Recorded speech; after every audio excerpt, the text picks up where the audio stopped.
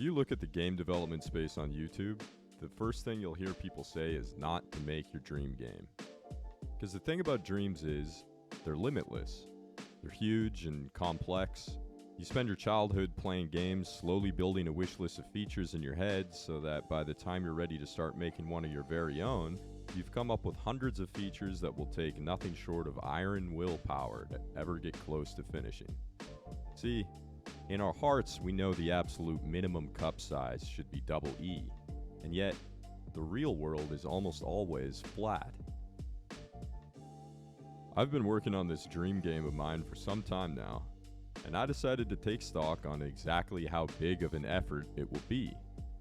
I made a Jira account, which is a tool used to track development and software projects, and I wrote tickets for all of the things that came to mind at the time, which of course doesn't encompass the entire project since the list expands at least as fast as it shrinks. Truly, I am Sisyphus. But I'm a believer too.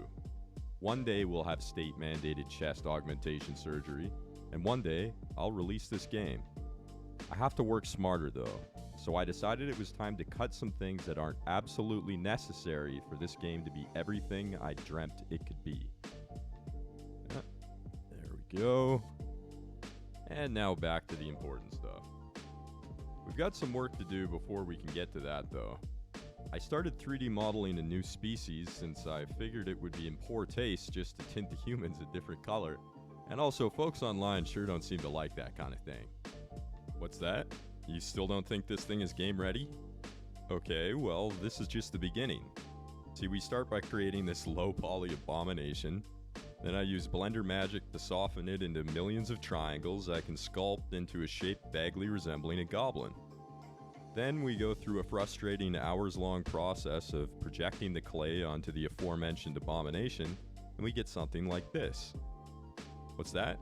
Still looks bad?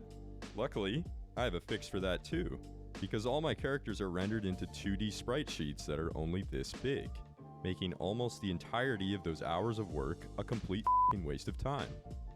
There's lots of work to be done, animations and all that, but this goblin-type species is starting to take form. On a note related to future content, what's a good made-up racial slur for goblins? Comment your suggestions down below. Anyways, non-consensual employment necessitates more than just 3D models. We'll need to back it up with some technology as well. But the number of buttons used to control all the features I've added already is getting a bit cumbersome.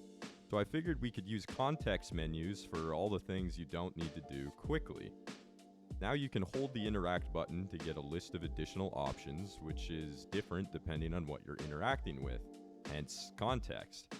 Like everything I prototype, it's disgusting to look at, but it gets the job done for now.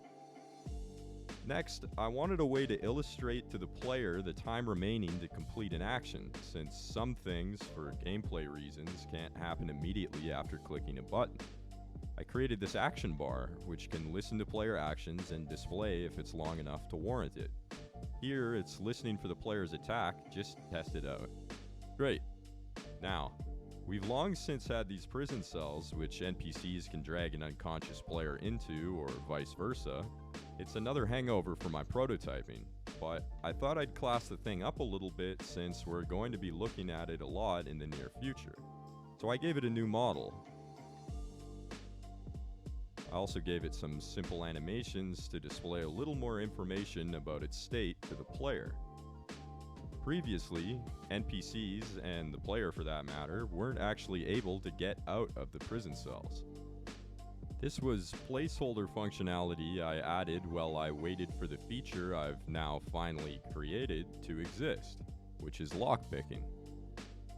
Thanks to the action bars in the context menu, we can now lock and unlock things.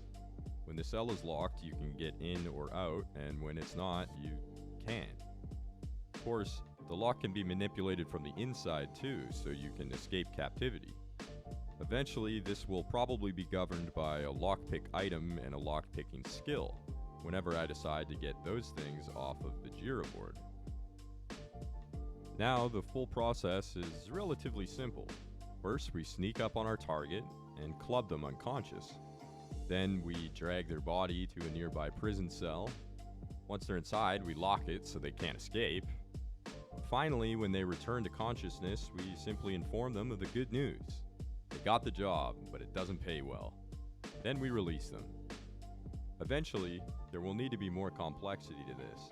Dialogue, stat checks, some kind of shackle you fasten to their neck, those kinds of things. But that's as far as we've got for now. And speaking of getting far, the hellfire that erupted in my neighborhood while I was editing this video sure is getting far down that hill. Oh well. Peace out, everybody.